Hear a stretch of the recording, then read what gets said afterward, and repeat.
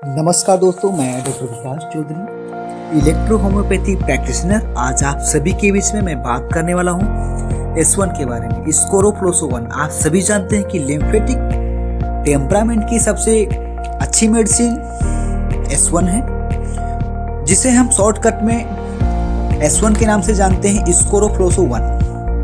Electro homeopathy में S group की सबसे पहली मेडिसिन है। हम बात करेंगे S1 किस काम आती है, विस्तार पूर्वक इसके बारे में जानने वाले हैं। तो सभी अंत तक इस वीडियो को देखते रहें, वॉच करते रहें और हम जानेंगे कि कौन सा डाइल्यूशन किस काम आता है। S1 का कौन सा डाइल्यूशन किस बीमारी में, किस डिसीज में दिया जाता है। तो अंत तक सभी इस वीडियो को देखते रहें। S1 का डाइल्यूशन कब दें, किस कंडीशंस में और कब दें। तो अंत तक इस वीडियो को आप सभी देखते रहिए, वॉच करते रहिए। इलेक्ट्रो होम्योपैथी में सबसे पहले हम बात करें स्कोरोफ्लोसो-1 की, जिसे हम स्टेट मिटल भी के नाम से जानते हैं और S1 स्कोरोफ्लोसो के नाम से भी जानते हैं। हम सभी जानते हैं कि लिम्फेटिक टेम्परामेंट की सबसे अच्छी मेडिसिन हमारी जो है S1 है। यदि किसी भी प्रकार की लिम्फ में प्रॉब्लम होती है, लिम्फ में दिक्कत आ जाने पर S1 का प्रयोग हमें करना चाहिए। बॉडी में किसी प्रकार की दिक्कत हो जाए, उसमें हमें S1 का प्रयोग करना चाहिए। S1 हमारी बॉडी में लिम्फ को प्यूरिफाई करने का काम करती है, लिम्फ को शुद्ध करने का काम करती है। और जो हमारी इलेक्ट्रो होम्योपैथी दवा है S1, वो लिम्फेटिक सिस्टम पर बहुत ही अच्छा कार्य करती है, क्योंकि हमारी इलेक्ट्रो होम्योपैथी दवाएं ब्लड और लिम्फ को प्यूरिफाई करने का काम करती हैं, हम सभी जानते हैं। और S1 हमारी एक यूनिवर्सल रेमेडी है, जो कि हर एक प्रकार की यानी ऑल टाइप ऑफ डिसीज, हर एक प्रकार की बीमारी में काम करती है। वो चाहे सिर से लेकर पांव तक किसी भी प्रकार की डिसीज क्यों ना हो, हम S1 रेमेडी का सिलेक्शन कर सकते हैं। हम अब बात करेंगे एक एक करके कि किन किन डिसीजेस में, किन किन बीमारियों में इन इलेक्ट्रो होम्योपैथी दवाओं का उपयोग हम कर सकते हैं। तो अंत तक सभी बने रहें। हम बात करने वाले हैं अपोप्लेक्सी के बारे में, यानी अपोप्लेक्सी। तो यदि किसी व्यक्ति को लू लग जाती है, उस कंडीशंस में भी हम S1 का प्रयोग कर सकते हैं। यदि किसी भी व्यक्ति को दमा, अस्थमा की दिक्कत रहती है, तो उस कंडीशंस में भी हम इस मेडिसिन का उपयोग कर सकते हैं। अस्थमा की कंडीशन में इसका थर्ड डाइल्यूशन आप दे सकते हैं और बहुत ही रिस्पांस अच्छा आपको देखने को मिलता है। यदि किसी व्यक्ति को बेहोशी की दिक्कत रहती है, उसमें आप इसका लाइटर डाइल्यूशन प्रयोग कर सकते हैं, बहुत ही अच्छा आपको रिस्पॉन्स देखने को मिलता है। किसी व्यक्ति को यदि डायबिटीज की दिक्कत है, तो हम उसमें थर्ड डाइल्यूशन का उपयोग करेंगे, सेकेंड डाइल्यूशन का उपयोग करेंगे।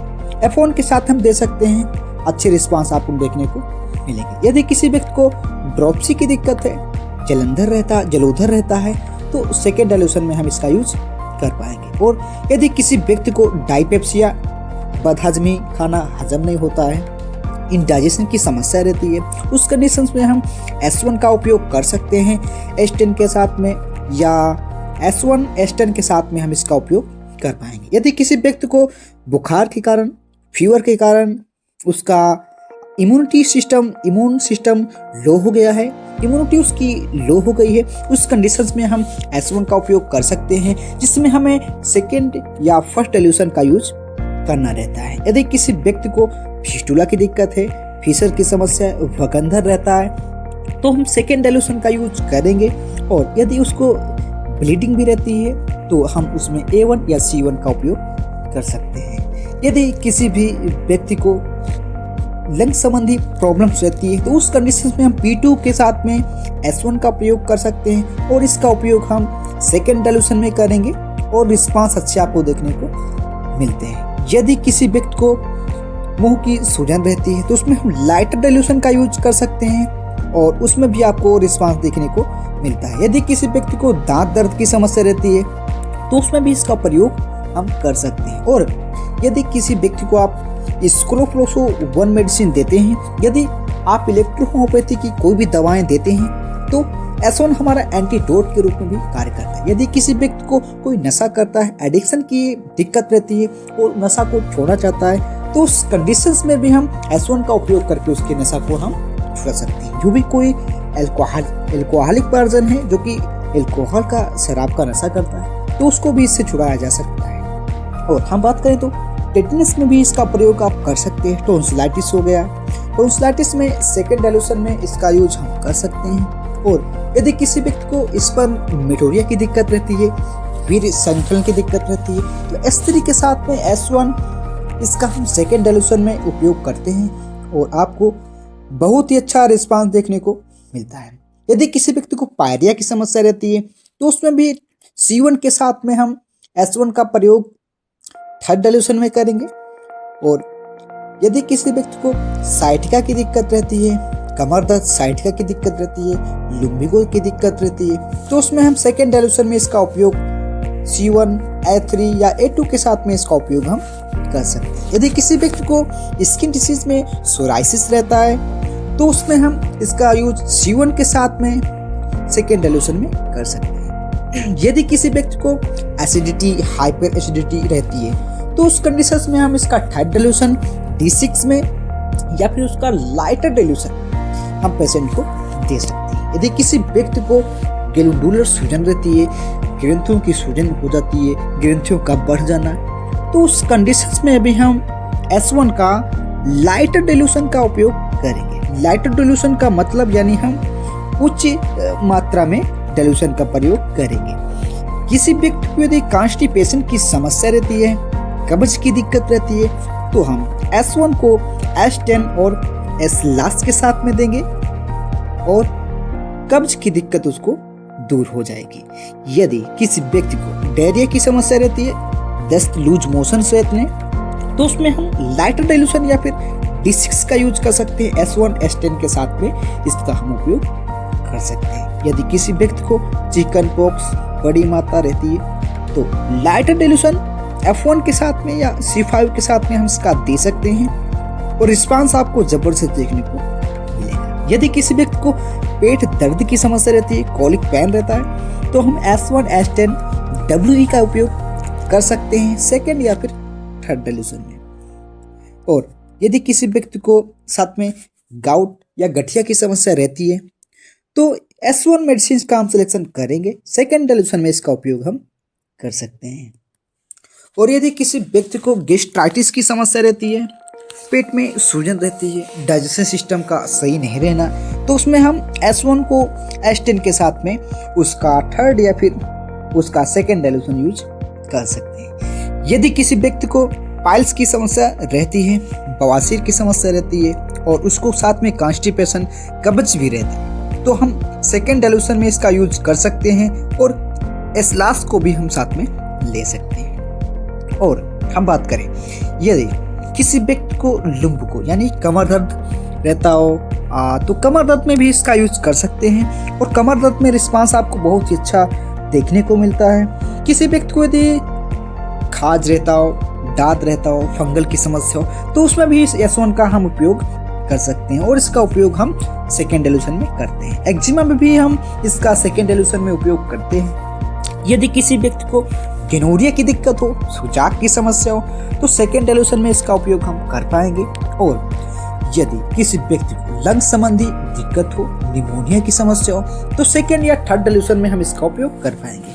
बात करेंगे निमोनिया में हम इसका उपयोग क्यों करेंगे, क्योंकि व्यक्ति का इम्यूनिटी सिस्टम लो हो जाता है, जिसके कारण निमोनिया में समस्याएं रहती है, तो हम इसका उपयोग कर पाएंगे। यदि किसी व्यक्ति को नोजिया या फिर वोमिटिंग की समस्या रहती है तो लाइट डाइल्यूशन में इसका उपयोग हम कर पाएंगे। यदि किसी व्यक्ति को हार्पिस है तो उसमें भी हार्पिस में सेकेंड डाइल्यूशन का यूज किया जाएगा। यदि किसी व्यक्ति को अल्बुमिनुरिया की दिक्कत रहती है यानी पेशाब में अल्बुमिन का आना, तो S6 और C6 के साथ में हम S1 का उपयोग करेंगे और साथ में Y का भी उपयोग कर सकते हैं, जो कि यदि अल्बुमिनुरिया में दिक्कत रहती है, अल्बुमिन पेशाब में आता है, तो उसमें रिस्पांस देखने को मिल जाएगा। यदि किसी व्यक्ति को इंसैनिटी रहती है, पागलपन की समस्या रहती है, तो उसमें थर्ड डाइल्यूशन का उपयोग कर सकते हैं या फिर सेकेंड का उपयोग कर सकते हैं, आपको अच्छे रिस्पॉन्स देखने को मिलेंगे। यदि किसी व्यक्ति को मसूड़ों में सूजन रहती है, मसूड़ों का दर्द रहना, दांतों का दर्द रहना, तो उसमें भी S1 C1 का उपयोग कर सकते हैं। और यदि किसी भी फीमेल्स को प्रदर लिकोरिया की दिक्कत रहती है, सफेद प्रदर की दिक्कत रहती है, वाइट डिस्चार्ज रहता है, तो उसमें हम S1 S2 और हम उसमें S1 का उपयोग कर सकते हैं, S2 का उपयोग कर सकते हैं और साथ में हम जो भी हेल्पिंग रेमेडी रहती है उसका भी उपयोग कर सकते हैं। इसका हम उपयोग सेकेंड डाइल्यूशन में करते हैं। और यदि किसी भी व्यक्ति को फेफड़े में सूजन रहती है तो उसमें भी हम P2 के साथ में S1 का उपयोग कर सकते हैं। यदि किसी व्यक्ति को स्ट्रेमिंग यानी हकला रहा है, सही से बोल नहीं पाता है, तो बेन1 के साथ में हम S1 का उपयोग करेंगे और रिस्पांस आपको अच्छे देखने को मिलते हैं। यदि किसी व्यक्ति को पेशाब सही से नहीं आता है तो उसमें भी हम S6 के साथ में S1 का उपयोग करेंगे और पेशाब में जो भी दिक्कतें रहती है उसमें आना स्टार्ट हो जाएगी। यदि किसी व्यक्ति को ट्रैवलिंग के दौरान वोमिटिंग रहती है, यात्रा के दौरान उल्टियाँ रहती हैं, तब भी हम इसका उपयोग कर सकते हैं। और हम इसका जो डाइल्यूशन है D6 में देंगे या फिर हम कह सकते हैं कि थर्ड डाइल्यूशन में इसका उपयोग करेंगे। यदि किसी व्यक्ति को नेफ्राइटिस की दिक्कत रहती है, वृक्क की या किडनी की सूजन रहती है, तो किडनी की सूजन में भी हम S1 का उपयोग करते हैं और S6 के साथ में इसका हम उपयोग करेंगे। सेकेंड डाइल्यूशन में या हम इसका उपयोग कर सकते हैं।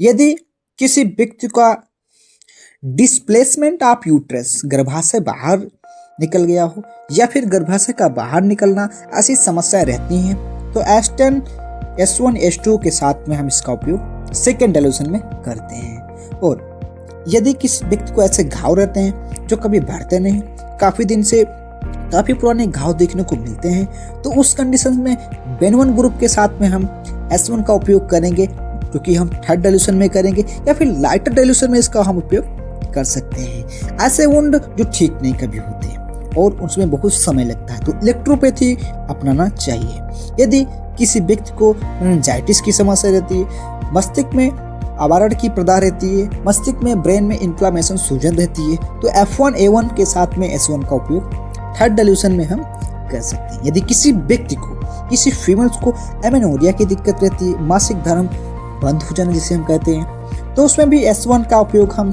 A2RE के साथ में कर सकते हैं, जिसका हम सेकेंड डाइल्यूशन में उपयोग करते हैं या फिर फर्स्ट डाइल्यूशन में भी उसका उपयोग हम कर सकते हैं। यदि किसी व्यक्ति को एनीमिया की समस्या रहती है, रक्त की कमी रहती है, तो हम थर्ड डाइल्यूशन में S1 का या फिर सेकेंड डाइल्यूशन में S1 का उपयोग कर सकते हैं। बहुत ही अच्छे रिस्पांस आपको देखने को मिलेंगे, क्योंकि S1 हमारा लिम्फेटिक सिस्टम की सबसे अच्छी मेडिसिन है।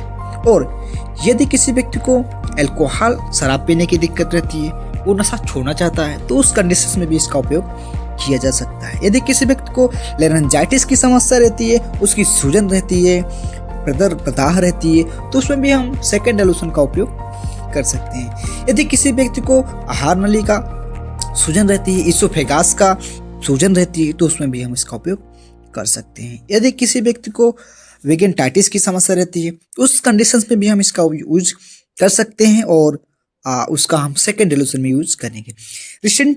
रिटेंशन ऑफ यूरिन, पेशाब का बंद हो जाना, तो पेशाब का यदि किसी व्यक्ति को शिकायत करता है कि पेशाब बंद हो जाती है, तो उस कंडीशंस में हम लाइटर डाइल्यूशन का यूज करेंगे और उसके साथ में हम H6 का भी उपयोग कर सकते हैं। यदि किसी व्यक्ति को दांत में कीड़ा लगना, दांत का खोखला हो जाना, दांत में या मसोड़े में सूजन रहना, उस कंडीशन में भी इसका हम उपयोग कर सकते हैं। यदि किसी व्यक्ति को आंतों की टीबी, इंटेस्टाइनल फेसाइटिस हो जाती है, तो उस कंडीशन में भी इसका हम यूज कर सकते हैं। नशे की आदत को छुड़ाने के लिए, वो किसी प्रकार का तंबाकू का, बीड़ी का, अल्कोहल का, किसी भी प्रकार का क्यों नशा हो, उसको छुड़ाने में S1 का उपयोग मुख्य भूमिका निभाता है।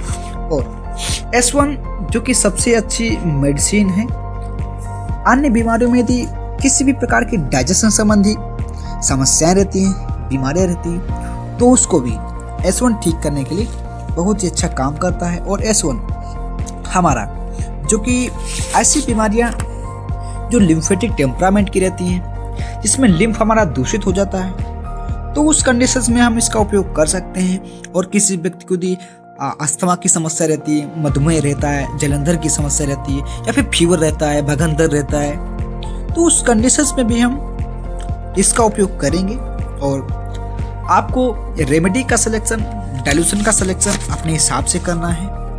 यदि आपको लगता है कि पेशेंट की टेम्परामेंट लिम्फेटिक है तो S1 का हमें सिलेक्शन करना है और डिसीज के अकॉर्डिंग आपको रेमेडी का सिलेक्शन कर डाइल्यूशन का यूज़ करना है, तभी पेशेंट को आप रिकवर कर पाएंगे और आपको अच्छे परिणाम देखने को मिलेंगे। क्योंकि हमें इलेक्ट्रोहोम्योपैथ में प्रैक्टिस करना है तो अपने हिसाब से आपको बीमारी के अकॉर्डिंग आपको डाइल्यूशन को बनाना होगा, रेमेडी का सिलेक्शन करना होगा, तभी आपको रिस्पांस अच्छे देखने को मिल पाएंगे। क्योंकि हमारे शरीर में 90% जो रोग हैं रक्त यानी लसिका प्रकृति से ही होते हैं और लसिका प्रकृति यानी लिम्फेटिक टेम्परामेंट हमारा दूषित हो जाता है, जिससे हम बीमार हो जाते हैं। तो लसिका को ठीक करने के लिए हमारा रामबाण जो औषधि है इलेक्ट्रोहोम्योपैथी में, जो कि S1 है, जो कि किसी व्यक्ति को यदि भूख नहीं लगती तो उसमें बहुत ही अच्छा काम करती है। किसी व्यक्ति को चक्कर रहते हैं, वर्टिगो रहते हैं, या किसी व्यक्ति को हाइपोक्सिया की समस्या रहती है, ऑक्सीजन लेवल का कम रहना,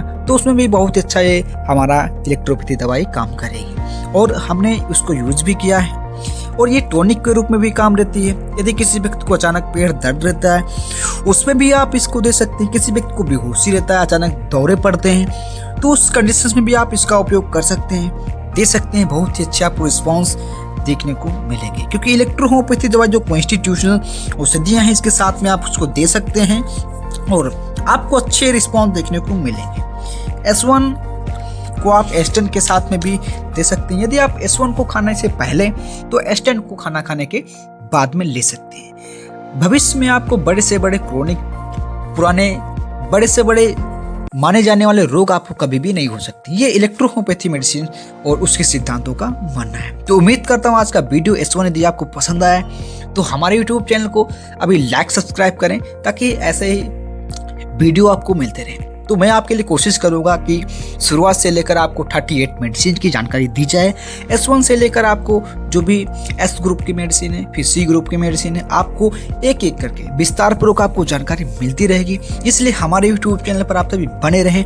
ऐसे ही नई वीडियो देखने के लिए हमारे YouTube चैनल को अभी सब्सक्राइब कर दें ताकि आपको इलेक्ट्रोहोम्योपैथी से संबंधित वीडियो मिलते रहे। Thanks for watching. उम्मीद करता हूँ वीडियो पसंद आया। Thank you.